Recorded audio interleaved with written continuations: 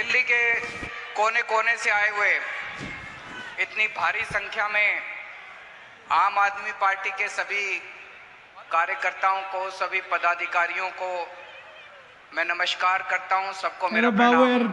Towel छोड़ू। बात शुरू करने के पहले वहां पे मैंने अभी देखा डीटीसी के कुछ पेंशन वाले खड़े हुए थे। जरा से खड़े हो जाओ आप लोग। मैंने अभी देखा आप अपना वो लहरा रहे थे। मैं आप सभी बुजुर्गों को, आपके बेटे के समान हूं मैं, आप सभी बुजुर्गों को मैं भरोसा, चिट्ठी की जरूरत ही नहीं है जी, मैं हूं ना, मेरे पे भरोसा रखो, चिट्ठी की जरूरत नहीं है।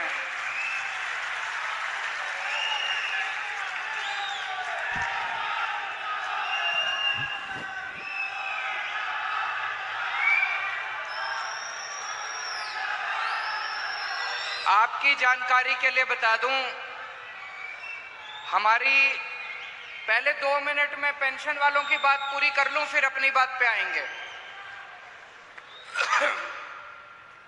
डीटीसी के जो पेंशन लेने वाले लोग हैं वो सब बुजुर्ग हैं, रिटायर्ड लोग हैं, उनको पेंशन मिलती है।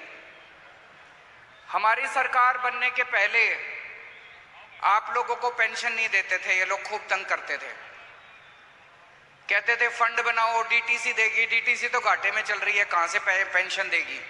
हमारी सरकार आने के बाद हमने तय किया कि दिल्ली सरकार डीटीसी को पैसा देगी और दिल्ली सरकार के पैसे से डीटीसी पेंशन देगी। और जब से हमारी सरकार बनी, ईमानदारी से बता देना, 2015 से आज तक आपको टाइम पे पेंशन मिल रही थी।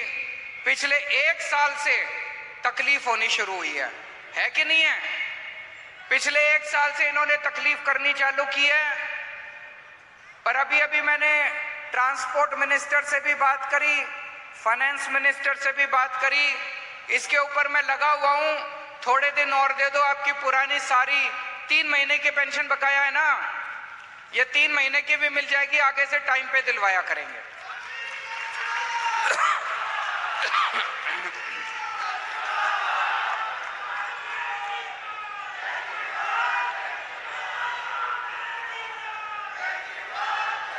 आप जितने कार्यकर्ता आए हुए हैं, पदाधिकारी आए हुए हैं, सबसे पहले मैं आप सब लोगों को बधाई देना चाहता हूं कि आप सब लोग दुनिया की सबसे तेजी से बढ़ती हुई पार्टी का हिस्सा हैं।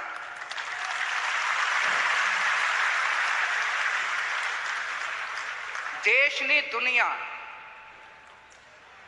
पूरी दुनिया में आज तक कोई ऐसी पार्टी नहीं हुई जिसने इतनी तेजी से तरक्की करी हो, इतनी तेजी से तरक्की करी हो। मुझे लगता है हमें Guinness book of world record वालों से पूछना चाहिए, भाई जरा पता करके बताओ कोई, नहीं तो हमारा नाम लिख दो उसके अंदर।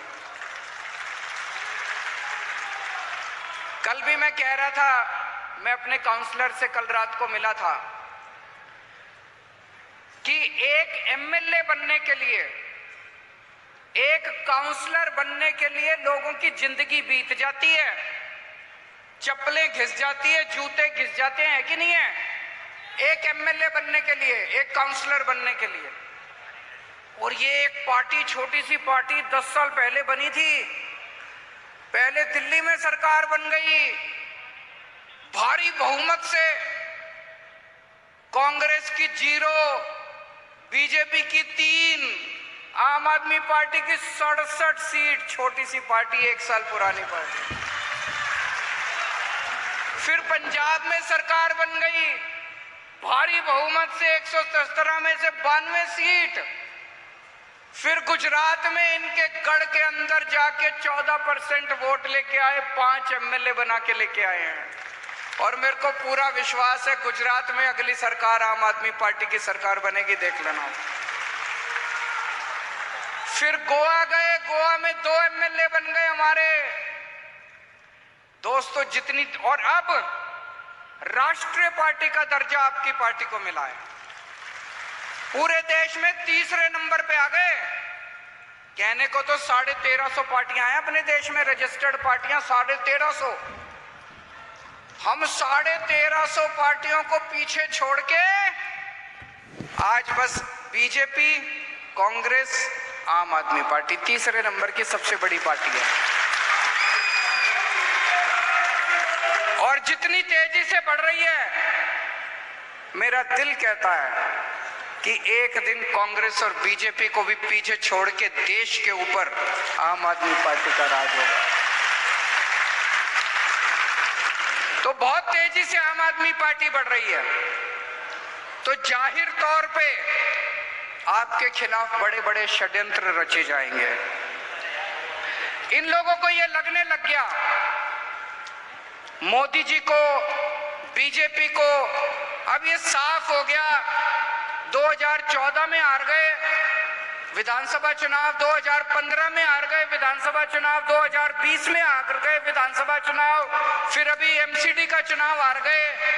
तो अब इनको ये तो पक्का हो गया भाई, दिल्ली में आम आदमी पार्टी से जीत नहीं सकते।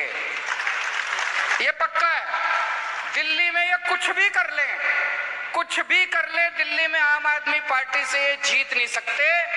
तो अब इन्होंने एक षड्यंत्र रचाया है, शराब घोटाला। मैं आपसे पूछना चाहता हूं, शराब घोटाला दिल्ली में हो रहा है, गुजरात में हो रहा है। गुजरात में कितने लोग मर गए जहरीली शराब पी के? रोज सुनने में आता है 100 लोग मर गए, 50 लोग मर गए, 150 लोग। घोटाला तो वहां हो रहा है, यहाँ कौन सा घोटाला हो रहा है? कह रहे शराब घोटाला हो गया, शराब घोटाला हो गया। अभी अखबारों में पढ़ रहा था, हरियाणा में इतना बड़ा शराब घोटाला हो गया, दिल्ली में कौन सा शराब घोटाला हो गया? अभी जब सुप्रीम कोर्ट में सुनवाई हुई शराब घोटाले की, जज बार बार पूछ रहा है सीबीआई वालों से, एक तो सबूत दे दो, एक तो सबूत दे दो। कोई सबूत नहीं सीबीआई के पास, कोई सबूत नहीं ईडी के पास। जज बार बार कह रहा है 2 मिनट नहीं टिकेगा तुम्हारा केस। ये शराब घोटाला है।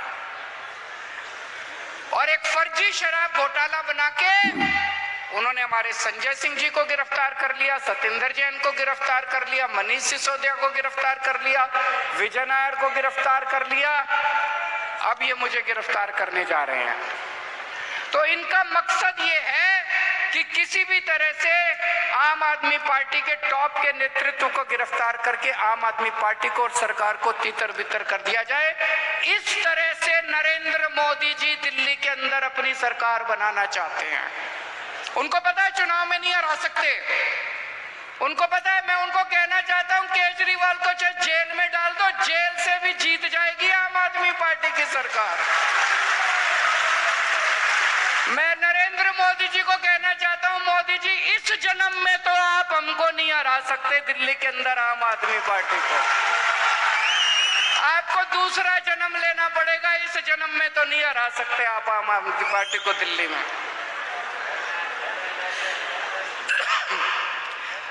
इसका सबसे बड़ा कारण क्या है? ये हमें काम में लोग हमारे को क्यों वोट दे रहे हैं? दिल्ली के लोग हमको क्यों वोट दे रहे हैं? पंजाब के लोग हमको क्यों वोट दे रहे हैं? गुजरात के लोग हमको क्यों वोट देने लग गए? केवल काम की वजह से। हम काम करते हैं, जो काम हम करते हैं वो जनता ने आज तक 75 साल में देखा नहीं था। जो काम हमने पहली बार सरकारी स्कूलों को चमका दिया, कभी किसी ने शिक्षा की बात ही नहीं करी राजनीति के अंदर। कभी किसी ने कहा ही नहीं कि हमको वोट दे दो, हम आपके स्कूल बनवा देंगे। कभी किसी ने कहा ही नहीं हमको वोट दे दो, हम आपके इलाज का इंतजाम कर देंगे। स्कूल, अस्पताल, बिजली, पानी, सड़कें, बुजुर्गों की तीर्थ यात्रा, इस तरह का काम कभी किसी ने नहीं देखा था। तो काम में तो ये हमको हरा नहीं सकते। एक भी राज्य नहीं है जहां पे चाहे कांग्रेस हो चाहे बीजेपी हो जिसने हमारे जैसा काम करके दिखाया हो। तो काम में ये हमको हरा नहीं सकते, इसलिए उन्होंने ये पूरा षड्यंत्र रचाया। आपने कभी सोचा कि इतनी तेजी से आम आदमी पार्टी क्यों बढ़ रही है? काम तो कर ही रहे हैं, लेकिन हमारा जो वैल्यू सिस्टम है, आम आदमी पार्टी सच्चाई के रास्ते पे चलती है, ईमानदारी के रास्ते पे चलती है, देशभक्ति के रास्ते पे चलती है। आम आदमी पार्टी इंसानियत के रास्ते पे चलती है। ये हमारा जो वैल्यू सिस्टम है, इसकी वजह से हम इतने अच्छे काम कर रहे हैं और इसकी वजह से आम आदमी पार्टी आगे बढ़ रही है। आज हमारे 4 नेता जेल के अंदर हैं। मनीष सिसोदिया 9 महीने से जेल के अंदर हैं। उनकी धर्मपत्नी को बहुत सीवियर बीमारी है। एक ऐसा शख्स जिसने देश की स्कूल की शिक्षा बदल के रख दी, शिक्षा के अंदर क्रांति लेके आया, उसको इन्होंने जेल में डाल रखा है। सतेंद्र जैन 1 साल जेल के अंदर काट के आए, अभी मेडिकल बेल के ऊपर है। एक ऐसा शख्स जिसने सबका इलाज मुफ्त कर दिया, सबकी बिजली मुफ्त कर दी, वो 1 साल से जेल के अंदर है। उन लोगों ने बहुत बड़ी कुर्बानी करी है, हमारे नेताओं ने बहुत बड़ी कुर्बानी करी है। ये सब नेता, आम आदमी पार्टी के नेता, आप सब लोगों के लिए प्रेरणा स्रोत हैं। उनसे हमें प्रेरणा लेनी है। कभी दिल कमजोर हो जाए, कभी मन में कमजोरी आए, अपने सामने इन सारे आम आदमी पार्टी के नेताओं को रख लेना, जो आज भगत सिंह के रास्ते पे चल के जेल की सलाखों के पीछे देश के लिए लड़ रहे हैं।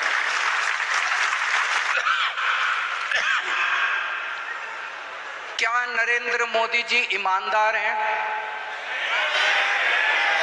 क्या नरेंद्र मोदी जी भ्रष्टाचार के खिलाफ हैं? मैं इनका एक भाषण सुन रहा था मोदी जी का, 27 जून को भोपाल में एक रैली में प्रधानमंत्री जी ने कहा कि एनसीपी बहुत ही भ्रष्ट पार्टी है, एनसीपी के नेता बहुत ही भ्रष्ट हैं, 70,000 करोड़ रुपए का घोटाला कर दिया। और कुछ दिन के बाद जिन नेताओं को इन्होंने भ्रष्ट बोला वो बीजेपी में आ गए और उन्होंने उसको उप मुख्यमंत्री बना दिया महाराष्ट्र का। ये नरेंद्र मोदी की ईमानदारी है। इन्होंने वेस्ट बंगाल, पश्चिम बंगाल के अंदर एक नेता था शुभेंदु अधिकारी, टीएमसी का, धो के इन्होंने गालियां दी। उसका नाम शारदा स्कैम में आया, उसका नाम Saradha chit fund scam, Narada scam, पता नहीं किस किस स्कैम में आया। वो बीजेपी में आ गया, उसके सारे स्कैम पाप धुल गए। बीजेपी में आने के बाद सारे पाप धुल गए। आसाम के अंदर जो अभी मुख्यमंत्री है, उसके खिलाफ बीजेपी ने पानी पी पी के उसको गालियां दी, उसको भ्रष्ट बोला और बोले इसको जेल भेजेंगे। बीजेपी में आ गया, उसको अपना मुख्यमंत्री बना दिया। ये नरेंद्र मोदी की ईमानदारी है। इनका अपना कोई भ्रष्टाचार करे उसके खिलाफ कोई एक्शन नहीं लेते। कर्नाटक में इनकी सरकार थी, कहते थे 40% कमीशन वाली सरकार है कि हर काम में 40% कमीशन खाती है। एक आदमी, एक बीजेपी का नेता कर्नाटक में जेल नहीं गया इनका। गुजरात में रोज इतने करप्शन हो रहे हैं, इतने घोटाले हो रहे हैं, एक आदमी जेल नहीं जाता इनका। रोज सुनते हैं कि अडानी को इन्होंने थोक के भाव सारा देश बेच दिया, कोई एक्शन नहीं होता इनका। तो इनका क्या मकसद है? केवल और केवल सीबीआई और ईडी को इस्तेमाल करके दूसरी पार्टियों के नेताओं को तोड़ के अपनी पार्टी के अंदर लाना। कोई ईमानदार नहीं है नरेंद्र मोदी, कोई भ्रष्टाचार के खिलाफ जंग नहीं छेड़ रहे हैं। दूसरी पार्टियों का केवल सत्ता की लड़ाई है। दूसरी पार्टी के आज अगर मनीष सिसोदिया आम आदमी पार्टी छोड़ के बीजेपी में चले जाएं, भाई साहब 24 घंटे के अंदर बाहर आ जाएंगे वो। आज अगर संजय सिंह पार्टी छोड़ के बीजेपी में चले जाएं, 24 घंटे के बाहर आ जाएंगे। ये नरेंद्र मोदी की बेईमानदारी है, ये उसके भ्रष्टाचार की। अब प्रधानमंत्री जी को यह लगने लगा कि मैं लोकसभा चुनाव हार रहा हूं। पूरे देश के अंदर बेरोजगारी, महंगाई, भ्रष्टाचार, लोग बहुत दुखी हो चुके हैं। घर का खर्चा नहीं चल रहा। कब तक जुमलेबाजी से घर का खर्च, कब तक परिवार चलेगा? अब लोग बहुत दुखी हो चुके हैं। तो अब प्रधानमंत्री जी ने एक नया वो बनाया है कि जितने रीजनल पार्टी के नेता हैं, सब नेताओं को पकड़ पकड़ के जेल में डाल दो। जब रीजनल पार्टी का नेता जेल में जाएगा, चुनाव के पहले उनकी पार्टी के लिए कैंपेनिंग करने वाला कोई नहीं बचेगा और वहां पे बीजेपी स्वीप कर जाएगी चुनाव। तो केवल मेरा नहीं, इन्होंने मेरे को तो जेल में भेजने का प्लान कराई है कि केजरीवाल को जेल में भेज देते हैं। आम आदमी पार्टी चुनाव कैसे करेगी? केजरीवाल प्रचार कैसे करेगा? ममता बनर्जी को प्लान बना रखा है, ममता बनर्जी को जेल में भेज देते हैं, पश्चिम बंगाल में बीजेपी स्वीप कर जाएगी। तेजस्वी यादव को प्लान बना रखा है, तेजस्वी यादव को जेल भेज देते हैं, बिहार में स्वीप कर जाएंगे। हेमंत सोरेन को जेल भेजने का प्लान बना रखा है, हेमंत सोरेन को जेल भेज देते हैं, वहां पे स्वीप कर जाएंगे। अरे मोदी जी शर्म कर लो, ऐसे चुनाव जीतोगे आप? ऐसे चुनाव जीतोगे आप? एक बारी मैं उनको चैलेंज करता हूं, एक बार इन सबको जेल भेज के देखो, बीजेपी का पत्ता साफ ना हो जाए पूरे देश में।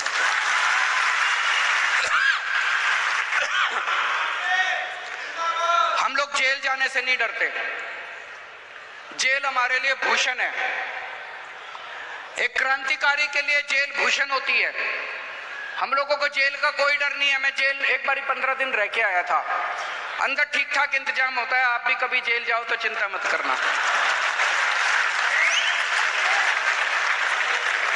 अगर भगत सिंह इतने दिन जेल रह सकते हैं, मनीष सिसोदिया 9 महीने जेल रह सकता है, सतिंदर जैन 1 साल जेल रह सकता है, तो मेरे को जाने में क्या दिक्कत है? मैं भी चला जाऊंगा, मेरे को जेल जाने का फर्क नहीं पड़ता। लेकिन हमारे सामने प्रश्न है और हमें सत्ता का लालच नहीं है। 49 दिन के बाद इस्तीफा दिया था, कोई अपनी चौकीदार की नौकरी से इस्तीफा नहीं देता। किसी ने मेरे से इस्तीफा मांगा नहीं था 49 दिन के बाद। मुझे लगता है दुनिया का पहला मुख्यमंत्री हूं जिसने अपनी मर्जी से 49 दिन के बाद इस्तीफा दे दिया था। इस्तीफा मैं अपने जूते की नोक पे लेके चलता हूं, मेरे को कोई मुख्यमंत्री की कुर्सी का लालच नहीं है। लेकिन हमें ये देखना है इनका ये जो षड्यंत्र है, इस षड्यंत्र के अंदर अपने को नहीं फंसना। तो मुझे इस्तीफा देना चाहिए या मुझे जेल से सरकार चलानी चाहिए, इस बारे में मैं अलग अलग लोगों से सबसे चर्चा कर रहा हूं। इस बारे में मैंने अपने सारे विधायकों से भी चर्चा की थी, फिर सारे काउंसलर से चर्चा की, आज मैंने सारे वॉलंटियर्स के साथ चर्चा की है और अब आप लोगों की जिम्मेदारी लगा रहा हूं मैं। दिल्ली की जनता ने हमें बहुत प्यार दिया है, हम दिल्ली की जनता की मर्जी के बिना कुछ नहीं करेंगे। जो दिल्ली की जनता कहेगी हम वही करेंगे, है कि नहीं है? तो अब आप लोगों को दिल्ली में घर घर जाना है, घर घर जाके जनता से पूछना है क्या करना चाहिए। नुक्कड़ सभा करनी है। जैसे आपको याद है जब सबसे पहले हमारी सरकार बनी थी, 28 सीट आई थी, हमें कांग्रेस से समर्थन लेना है कि नहीं लेना, हमने जनता से पूछा था। जनता ने कहा ले लो, हमने ले लिया। अभी ये भी एक वैसा ही, हम दोराहे के ऊपर खड़े हैं, पार्टी दोराहे के ऊपर खड़ी है। आप लोगों को घर घर जाना चाहेंगे, सब लोग समय देना पड़ेगा, मेहनत करनी पड़ेगी। अगले 10 से 15 दिन के अंदर हमें पूरी दिल्ली छान मारनी है, घर घर में जाना है, जनता से पूछना है कि क्या इस्तीफा देना चाहिए या जेल से सरकार चलानी चाहिए। जो जनता कहेगी, जनता का हुक्म हमारे सर माथे पर। और एक बात, आज से ये सोच लेना कि लोकसभा के चुनाव का प्रचार शुरू हो गया। यही लोकसभा के चुनाव का प्रचार है। एक एक घर में जाके इनकी बीजेपी की और नरेंद्र मोदी की पोल खोलनी है आपको। एक एक घर में जाके नुक्कड़ सभाएं करनी है, उनके अंदर इनकी पोल खोलनी है। मैं जेल के अंदर रहूं या जेल के बाहर रहूं, इस बार दिल्ली की एक भी सीट लोकसभा की बीजेपी को नहीं आनी चाहिए। भारत